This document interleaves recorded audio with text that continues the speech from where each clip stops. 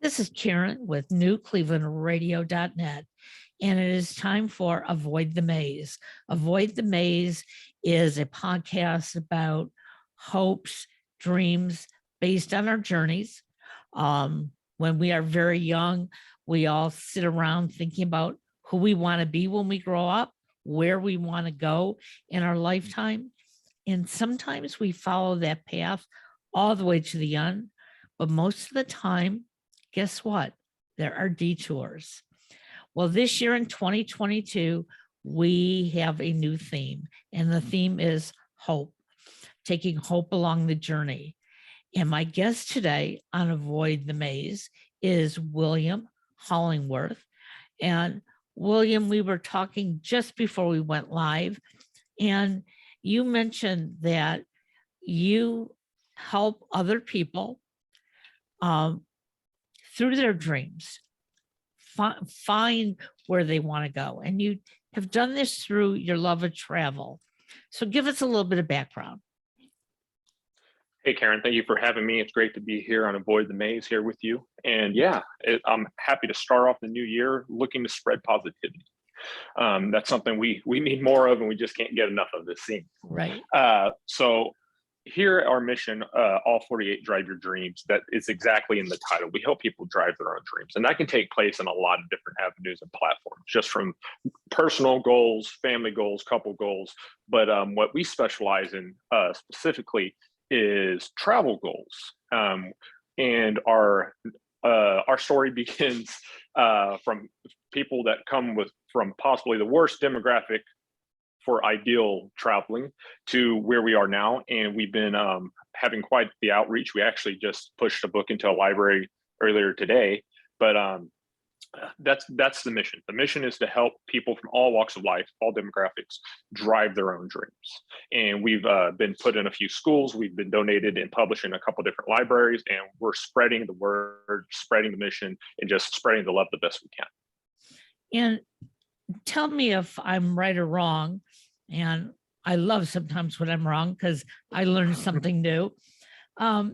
Many of us, we dream so far out of the box that we stop ourselves from following those dreams because we're so afraid we're going to be disappointed or we can't afford it or whatever that is. So how can you help me look at this huge dream that I might have and start going towards it? Yeah, and that's a great question. I was talking on another avenue, and we were discussing the hardest part about chasing your dreams. The hardest part about getting to the point you want to be and starting your journey is literally the first step. It sounds so cliche, but that's literally the most difficult part, is taking that first step towards what you want to do. And through our testimony, we talked about how we took a couple first steps over and over again. We started off as teen parents. I met my wife in high school. I was 16. She was 17, about to turn 18. And no time at all. She was pregnant. We already had a pregnancy scare. Being teenage parents, that's something that is, of course, very terrifying. It's very serious, and it really puts things into perspective, especially as a 16-year-old boy that's never worried about anyone other than himself. All of a sudden, you're accountable for other people. You're accountable for things. And when we found ourselves in that situation, the very first thing was take a first step towards having a foundation for when our son was born. That led us to looking into programs for graduating high school early, which actually worked out. I graduated while I was still 16, about to turn 17. My wife graduated right before she turned 18. So we were able to wrap that up very quickly. And then we ended up, just a little overview of ourselves and about us. I enlisted into the military. And it was funny because I enlisted in the military, and I knew I wanted to be a father. I knew I wanted to take Jessica with me. And I talked to the recruiter, and he said, hey, if you're going to get married, you might as well get married before you go. That way y'all can get stationed together, and they'll be assigned as your family members. They'll get the benefits. So here I am, 16, just graduated high school, 17, trying to join the military. My parents have to go with me to the recruiter to sign me. And then I want to get married, of course, take them along with me. So the recruiters got to or sorry, my parents also have to go with me to the courthouse to sign for a marriage license. Jessica's 18 at this time, so she gets to go like a real adult. But here I am trying to be an adult, and I'm kind of like an adult child, you know. Right. But we were taking those first steps because, as you said, it's scary, and it's all scary. Every step I've taken is always scary, in a way that kind of gives you comfort, knowing that if it's all going to be this way, um, if everything's going to be scary, you might as well at least face the fear for something you love. So in our case, it was the fear of trying to graduate high school early for our son, trying to get a job, a full-time job right away, joining the military, so we would have a good future set up for us and a good foundation. And that template has followed me all the way through graduating college, doing these road trips, doing these travels, and led me to such a better point in my life where I am right now. So at 16 or 17, most of us really don't know what we want to do. We think we do. And yet you were forced into a situation and you made that a positive situation. Because there are a lot of young people today that have found themselves in that same situation, and either their relationship doesn't last, or they just don't have the skills to do all things that you did. So what do you think made you and your wife different? So I definitely agree with what you just said. And that's part of the reason why we're so adamant on getting donating the book into high school programs. That way we can reach out to people that are starting from the same place we were starting in life, hopefully starting from a better spot than we were starting in life. It really resounds with me to try to reach out to young people and, you know, young Americans that are about to begin their life and their personal careers. One thing I think we had an advantage of, because as far as financially, we didn't really come from the best of places. I think lower middle class is the average today. But one thing we did have was we had a lot of communication. We would talk stuff, fight stuff out verbally, of course, till we resolved things. But we had good parental roles to help us. What our parents didn't have in finances, they had in great wealth as far as a relationship example. Both of our parents were still married. They were very supportive, and they were good figures to pursue. Not everyone has that avenue, which is something I hope that I can help provide at least a small platform to help people lean on, and especially in a day where there's a lot more the internet's more profound, podcasting and people like you who are spreading positivity are more profound. It's better. We have a much better network to reach people who know people in need. There's probably plenty of people listening to this right now that they might not be teen parents, hopefully, but they know they have nephews, nieces, and relatives that might be in the same platform. Right. And now we have a way to reach them. So give me a little bit of perspective. How long ago did this happen? We are in 2022 now. When did you and Jessica find out, guess what? So this had to be 2010. Our son was born March 9th, 2011. And then everything moved very fast from the time she got pregnant, trying to graduate high school, our son was born, working full time, signing up for the military, and then leaving for the military May 21st of 2012, which was 10 days after my 18th birthday. So Wow. you sign up, and there's a period you can have to wait before you can actually leave. I couldn't have timed it much closer. And so I joined the military, and I joined as a medic. And so it got me a foot in the door in the medical field, something I knew nothing about. And while I was in the military, the entire time I was trying to volunteer for deployment, because that I always knew I wanted to be a soldier. And then whenever Jessica was pregnant, it just helped me pick what path I wanted to take as a soldier, which is why I ended up getting a job that, you know, would translate when I got out and whatnot. And so the entire time I'm volunteering for deployments, I ended up getting selected for a deployment and leaving in less than 30 days. And that was towards the midpoint of my military career. So by the time I came back, I had about a year left of the military. And I finish up my time, I get out of the military. And as you were talking, I get out with a plan. I have this big plan how I'm going to finish school and just work a job, and I'm going to kill it, and life's going to be good. And you'll be making, of course, everyone's making $80,000 a year in their head. Wham, bam, no problem. And so I get out of the military, and the way just family events and circumstances lead me to kind of just freelancing jobs. I don't really have a job, like an actual job. And I'm going to school, but the school I was trying to attend didn't take into me wouldn't transfer my military credits, and didn't break the news to me till the week before semester was supposed to start. So I ended up enrolling online. And so I'm taking odd jobs, odd private jobs here and there. They're just flexible with my college hours.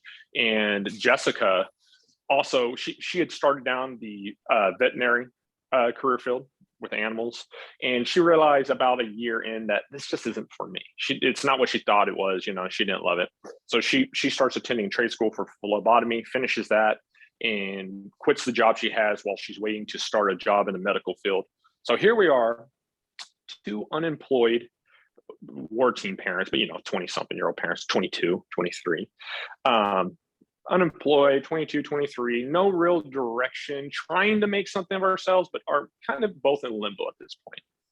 And I was starting to feel this discouragement grow in me as the time went on. I'm getting further away from my military service, but I still have a long way before I finish my bachelor's degree. So there's quite a gap. Right. And I'm in this weird kind of low point in my life, this weird limbo spot.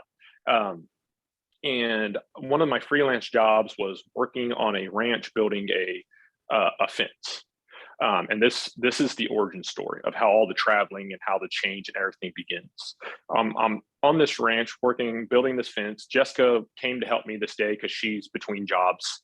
And we finished this project, and I stand up and look around, and I just realized, like, it was just this wave hit me of, I need to do something with myself. I have all these ambitions and all these dreams, but I have no direction, and I'm in limbo right now in my life. And I just want to make a change. I want to make a difference. I want to do something. I want to do something bigger. And I look at Jessica, and I was like, let's go somewhere. And she was like, what do you mean? I was like, I don't know. Let's go somewhere. Let's do something big. And she was like, oh, like, you want to go to like the coast, like the beach? Because here in Texas, we're not landlocked. And so going to the coast, it's common for people to do that like twice a year. You go there for a weekend or something. And I was like, no, let's not that. We've done that. Let's do something big. Let's do something more. Let's go somewhere crazy. She's like, I don't know, like where? And I didn't even know what I was saying. It was just coming out of me. And I was like, let's go to California. And she was like, California? And I was like, yeah, let's go to California. It's west. It's as far west as you can go. I was like, let's just drive. And she's like, how are we gonna do it? I was like, I don't know. Rent a car, we can do it. She's like, are we gonna take Colt with us? And I was like, I guess. I'll call my mom, see if she can babysit him, but she can't, like, I was like, let's just do something. I want to do something. And we're in this weird spot where like neither one of us have actual jobs for the next week. You know what I mean? It's just a window of availability that kind of fell into our laps. Sure. And I was like, let's go to California. So next thing you know, we talked to my mom. She can watch Colt. We're calling Enterprise. We're renting a car, and we're just headed west with no plan, no guidance. All we know is we're headed west, and we didn't realize, but that was that first step, that crazy first step towards something bigger, towards all this change that was to come later on. And that's where it all begins. That's where the book kind of really starts taking direction. Before that, it covers, of course, how we met and, basics of our life and our military career. But that was the launch pad for our lives. And we didn't even know it yet. So it's all about following your heart, taking that chance. And so many of us, as I said in the beginning, we're so afraid of that. Because if I leave what I'm doing now, which even if it's nothing, I'm leaving it. And what if I travel west and it's the wrong option? But the reality of it is, if you learn that it's wrong, you can understand what you need to do the next time. Maybe it wasn't going west, maybe it was going north, maybe it was going south. And so I love that premise. And you're very lucky you had a mother who was willing to take your son for that short period of time, so the two of you could venture to see what lay ahead. So as you went west, what did you discover? Yeah, and that was well put, because even if you go there and that's not exactly what you needed, you're going to grow as a person from it, and it's going to help get you on track towards what you're looking for. There's many things I began in life in many directions I've gone where I've realized like this isn't for me, much like Jessica with the veterinary field. But all that grew me as a person and helped fine tune me towards the direction I did want to go. And it's a process of adjustments, your life and your journey and everything. You're going to try things and they're going to lead you to new things, and it's going to compound and grow like a tree, branching out into getting what you want to get. So as we're heading west, we're completely lost, right? Other than the fact we can't pass California up into the ocean. That's the only thing in our favor. And so we're headed west and we're asking each other these questions. What are we going to do? What are we doing? We don't even have, at this point, we don't even really have money, of course, because we don't really have jobs. And we're just putting some stuff on the credit card. How much are we going to spend? You know, we have like a 5-6 days to make this happen. Or are we going to try to make it back early? Or are we going to take the whole time? What are we doing right now? But we're doing it. So we have to figure out as we go, and we're bouncing ideas off. Oh, you know, we could stop here in California. We could do this. Like, are we spend this many days? And eventually we get to the point where Jessica's like, okay, well, I don't know, but I'm hungry. Like, let's find something to eat. And I was like, oh, that's a good point. Well, we're about to leave Texas, so let's go ahead and get Whataburger before we exit Texas. Whataburger is a franchise here, much like how California has In-N-Out, which has grown everywhere, but you know, Right. for a while it was a state franchise. That's our state franchise. Texans love it. And it occurs to me as I say it, like, wow, if we have Whataburger, then every other state probably has their own state franchise. There's probably like a whole, like each time you enter a new area, there's just a whole new world to discover that you didn't know was right there. I was like, we could stop in each state and kind of visit somewhere like a famous food franchise, a famous place to eat. I was like, and since we're going to do that, we should stop in every state, period. We should stop in every state we go through on the way to California and do something, because then you're getting an actual organic experience to the state. And so that starts a little spark, a little flame. We're like, oh, wow, okay, so we're passing through New Mexico, Arizona, then we'll be in California. So let's find a stop in each one. And then I was like, but what if instead of just coming back the same way, we come back a different route? Now, instead of seeing 4 states, we're going to see like 8 or 9, something like that, because we're going to, and so, okay, now this is something, you know what I mean? This is exciting.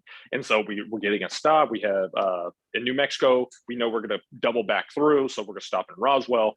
Albuquerque and Roswell, but then in Arizona is going to be Tombstone. California, we're going to go to Los Angeles, Hollywood, up into San Francisco and see a bunch of things like Alcatraz, Winchester Mansion, and head east into Utah. And like, this is just starting to compound really fast while we're driving. All this idea.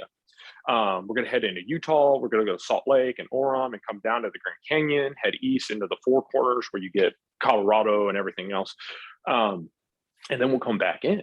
And it was just like, all of a sudden it's becoming something. It's going from just crazy, reckless abandonment into the Western direction to actually like some kind of journey. And on this journey, as we're going through all these different stops and meeting these new people and seeing these new sceneries and trying all this new culture, we're growing as people very rapidly. And we don't realize it. We're racking up experiences, racking up, you know, popular locations, racking up knowledge, racking up all kinds of things. And you're doing something as a couple in our case. So whether it's as small as remodeling your kitchen or as big as traveling the whole 48 connected United States, it grows you each time as a person and then also as a couple. And when we make it back from this trip, we see all these incredible places, right? And we do it all for extremely low budget. It came out to like $760 or something like that. All this Wow. driving and like experiencing, because a lot of these places are federal owned, Grand Canyon and whatnot. And when we come back and we make it back from the last, we stopped with some friends at Fort Hood here in Texas, because let me preface real quick. We had never really traveled before this. Our family didn't really travel. I'd gone out of state like twice to help my dad pick up new work trucks and whatnot. And but my first time on an airplane was going to basic training. And Jessica's first time on an airplane was going to watch me graduate from basic training. And while in the military, I had medic school here in Texas, and my duty station was here in Texas, just 2.5 hours north of San Antonio. Then we moved back home. So outside my deployment, I really have not done any traveling. So this is totally new in uncharted territory for us. And so when we do make it back from this first trip, and we cut through Fort Hood, my duty station, the last night before we make it home, and we stayed with some friends, and we're telling them about it. That's when it hit us that we've grown a lot. We're totally different people to compare to when we left 6 days ago. It's very reminiscent of when you go to basic training in the military. You go and it's 6 weeks, 8 weeks, 12 weeks, or 10 weeks, depending on what branch of service you're in. But you experience a whole lifetime in there, and you come back from that, and you're totally different. If you've ever been in the military, or if you have any relatives or close friends in the military, you see them come back from that deployment, base train, whatever it is, and they're like, whoa, massive difference between these people. Everyone else is pretty close to the same for the most part, because, time just moves different. It's like they stepped out of a time capsule. They've experienced a whole lifetime in this period. And that's what that first trip was like for us. It was like we experienced a whole like mini character development in this entire thing. And when we get back, we were like, that was incredible. That was amazing. We didn't know anyone else that had done it before, really. Like, you hear people road tripping, but it's always kind of vague or obscure. You can't really get the details that well. And after we experienced that, we were like, that was crazy. Like, that was so insane. We need to do that again. Like that was just amazing for people that have never really left the state on official vacation. Doing that and accumulating all those different locations and stuff, it just blew our minds. And it changed us not only in that aspect, but in our daily lives, because now we feel like, one, we've experienced a lot more of the world, culture, and people and locations. Two, it gave us a big goal for something to look forward to, something to drive towards. We know we want to do this again. We want to start doing more spots. And you have to be a focus driven person to be able to do that. And so next thing you know, we're getting, I'm taking college more seriously. We're getting better jobs. We're working harder in our field. We're planning another trip, even though we're not 100% positive what we're going to do and how we're going to break it up. But we're a lot more driven all of a sudden. And about a year goes by, and we've moved up a little in life. We've advanced in our careers, we've advanced academically, and now we're starting our second trip. And our second trip is way more structured. It's way bigger. We're bringing Colt with us now. And so we're doing it as an absolute family, you know what I mean? Instead of having him plan it at home. And we drive up, we have the route planned, even bigger trip. We go up northeast, we go all the way up into New York, drive into Canada for Niagara Falls, come back in, up into Portland, Maine. So as far north and east as you can go. And we come back all through different states. And we end up with like 20 something states in this next road trip. And that's when it was like an irreversible impact it had on us, because now it was instead of just being that first step, that uncertainty, that doing something on a whim, that helped. But this was an intentional goal set. This was an intentional step towards something positive, something bigger for us. And when we do that, the change and the impact is just undeniable at that point. A very good word that you used, intentional. When we do things with intention, we learn from them. They are more of an impact on our life, but they become an impact on other people's lives. Because if you and Jessica could do it on a shoestring the first time, any of us can do this. And the sad part is that many of us sit home and dream about doing these things, even going to the next county over to see how life could be different. And that's the first step that many of us could take. Drive around your own city. What parts of the city don't you understand? Haven't you experienced? And you can grow from it. So your second trip, 20 plus states with your son, which had to have a different impact on you as well. How old was he about this time? He had to be about 7 around this time. And you nailed it on the head with people wanting to do something. They tell themselves they're going to do it. They tell other people they're going to do it. But the problem is it's so easy to find a reason to not take that step. It's so easy. There's so many people still in my personal life that I'm trying so hard to get them to do whatever it is that they're passionate about, because there's just so many reasons, and there will always be reasons to not do that thing you want to do. And so with this was an intentional step, and it felt really good. Now, I had an aunt, and I preface this in the book. She always wanted to go to Graceland. She was here in Texas, Graceland, in Tennessee. And she talked about it all the time. Anytime vacation got brought up, anytime traveling got brought up, she's like, oh, my dream's to go to Graceland. I'm going to do it, but next year. And it was always next year. And this is obviously the extreme, but she literally said next year so many times. She passed away without ever even leaving the state of Texas.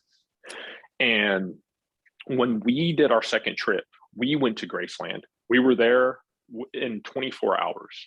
We made it from San Antonio to Graceland. Her dream was a day away the entire time. And when I got out of the car and I was walking up the entrance, it hit me. Like it kind of haunted me. And like, there's so many people that could be in that same situation. And it might not be with traveling. You might be passionate about other things, starting your business, you know what I mean?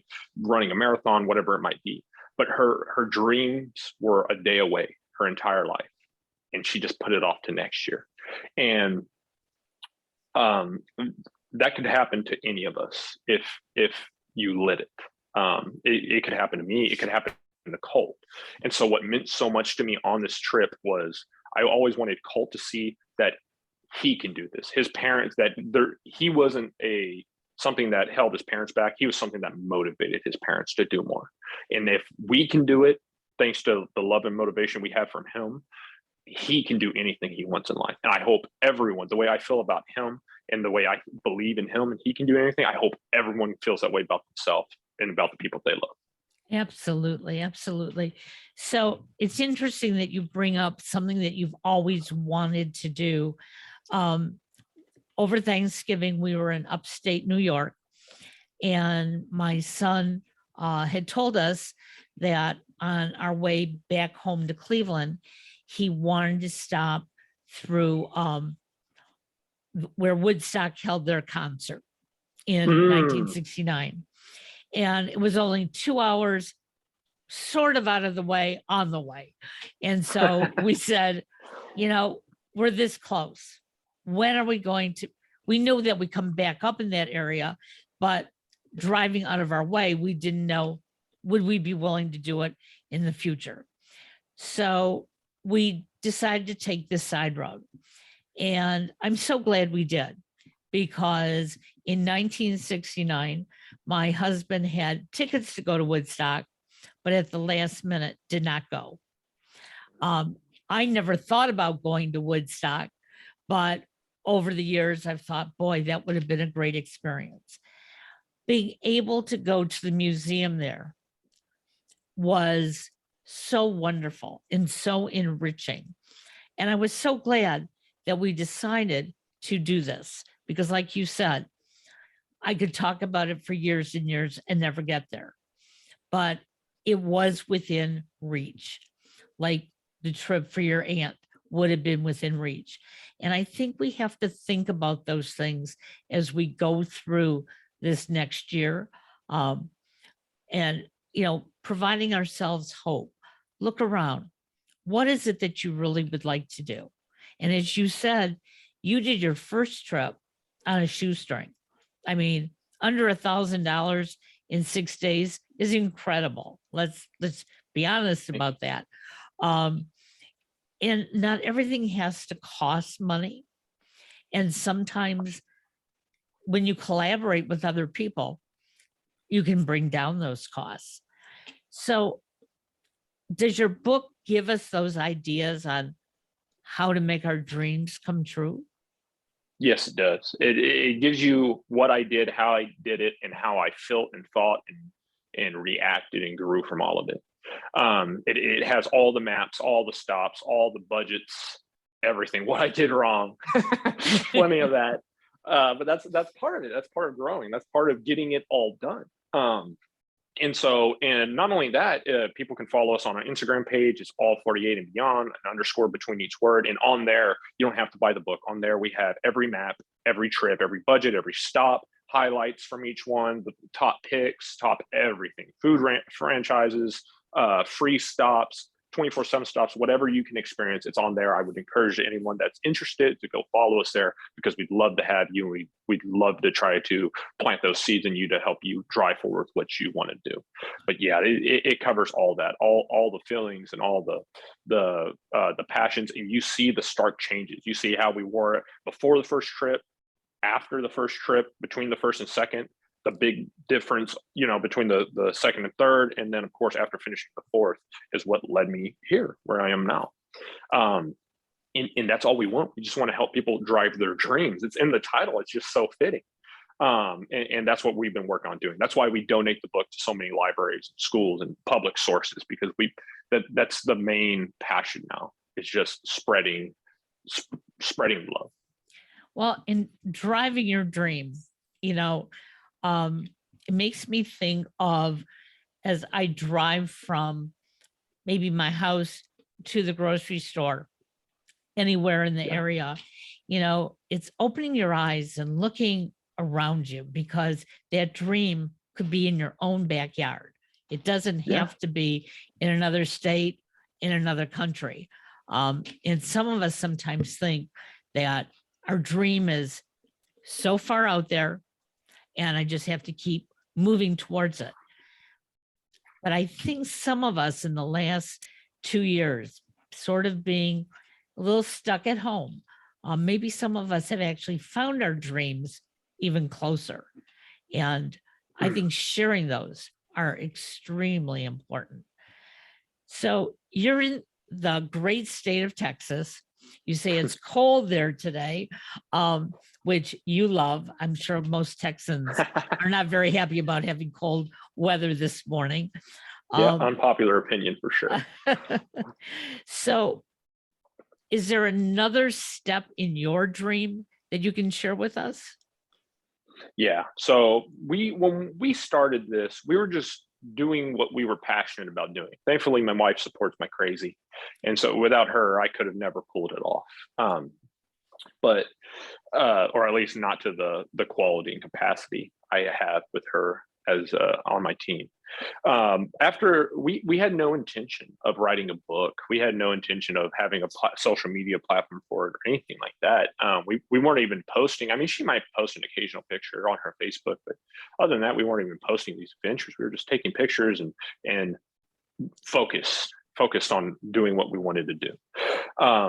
It wasn't till literally the last day of the last trip, when they were asleep in the car and I was driving us back, and I just couldn't believe that we were finishing the 48 United States. It was, we cut it into 4 road trips, and we were coming back, and we were passing through Kansas and Oklahoma.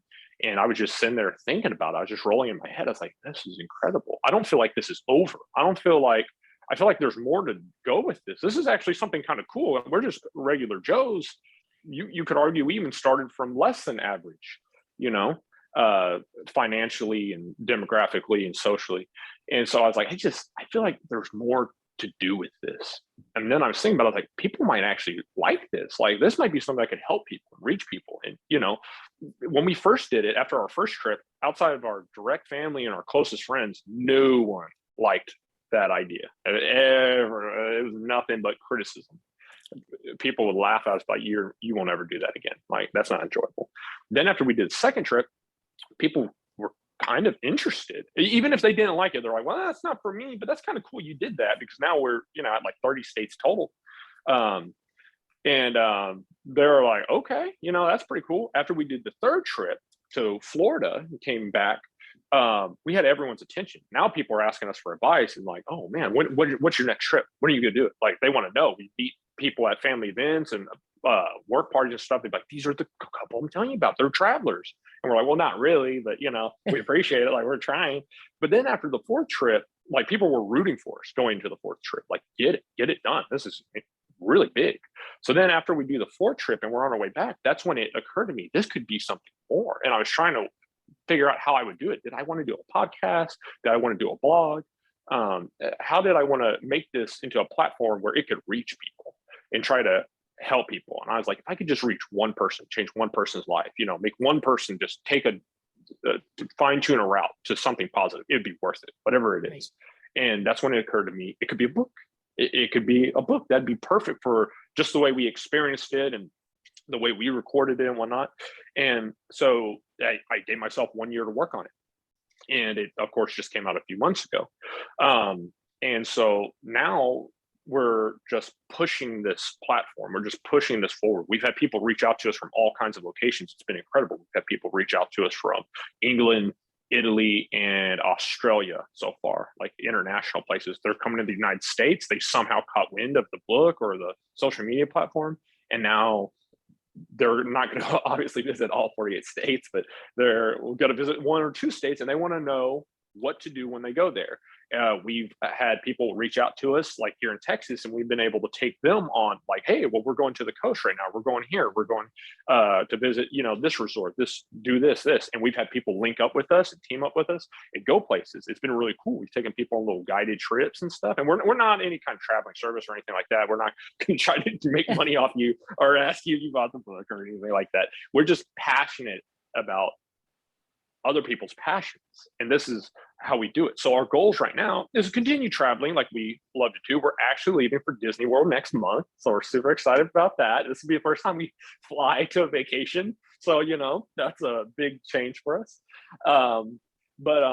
We have a lot of trips scheduled, and we kind of alternate between local trips and actual like in-state trips. Sure. And then out-of-state trips. So right now we have Disney World scheduled, then we have a couple local Texas trips scheduled, like river resorts, a couple beach trips, and then we have an Alaskan cruise coming up probably at the end of the year. And so that's our goal. And along the way, we want to continue to update our page so people see we're continuing. You don't get somewhere and stop. You get somewhere and see the next destination and keep going. And so we want people to continue to reach out to us so we can have an impact on each other. And we want to keep just putting the book on platforms we can. And I tell you what, as a big thank you for having me on the podcast, anyone that reaches out to me and says they heard about me from Avoid the Maze, I'll give the first 5 people that reach out a free book. You don't have to even pay shipping. As long as you can share an address you're comfortable with sharing, I'll mail it to you for free. Just as a thank you for having me on and to just show you how much I care about helping you drive forward. That is absolutely wonderful. And I have to think that your son is learning so much about community, society in a way that a lot of our young people don't have that opportunity, because he's seeing all these different places, he's meeting different people, and and he sees your passion, and that passion has to go a long way in making him a strong and better person. That is wonderful. I think so, and I hope so, and I believe it. I believe that people that take their children and their loved ones on this, and couples that experience this, it's going to grow you in ways you weren't going to reach, or at least weren't going to branch out, tap into at home. It's a different kind of experience that grows you in a different kind of way. And the biggest thing for me is he sees us doing this, and when he goes to school, he's been to more places than most kids his age. He's experienced more things than most kids his age, and he's seen a lot of diversity that most kids his age haven't seen. Right. And it's not to make him think he's better than anyone else. It's just, I'll talk to him and be like, see what determination and drive and investing in yourself can do. See the difference. And before you started these trips to how you got back from these trips and how it's kind of sets you apart a little bit. It's just an example that I really wanted to get to him. And since actions speak louder than words, it was a great avenue for that. And I hope other people can experience that with their families and stuff as well. So how can our listeners find you? So I'll go ahead and I'll send you a link. We can attach to the episode. It'll have our Okay. link tree, and on the link tree, it'll make it a nice, easy platform to reach us anywhere you want. You can find us on Instagram at all48 and beyond. You can reach us at hollingworthtravels@gmail.com. If you don't have an Instagram, you want to email us. I'm contemplating getting a Facebook. It's just hard. I try to be as engaged as possible. We have a lot of people reach out, and I want to be able to reach back out to them. So that's why I've kind of kept it on the platform I perform the best on. Sure. But if you are interested in buying the book, it's on so many platforms. We have it on Amazon Kindle, Barnes and Noble, BookBaby, Kobo, just every platform you can think of, even international ones. It's there. But like I said, the first 5 people to reach out, I'll be glad to send you a free copy. We really want to hear from you. We really want to connect with you. But yeah, through that link tree, you'll be able to access everything as easy as possible. It'll make it where it's 2 clicks, 1 click on Linktree, and then 1 click to whatever platform you want to reach us on. That is wonderful. Well, we want to wish you and your beautiful wife and your son a very happy, healthy new year. There's a lot of hope in 2022. And I think if people reach out to you, buy the book, read the book, they're going to find adventures for a great year ahead. So absolutely. I look forward to it. And I look forward to meeting all of y'all. And thank you for having me on, everyone. Remember to avoid the maze. Thank you. Bye-bye now. Bye.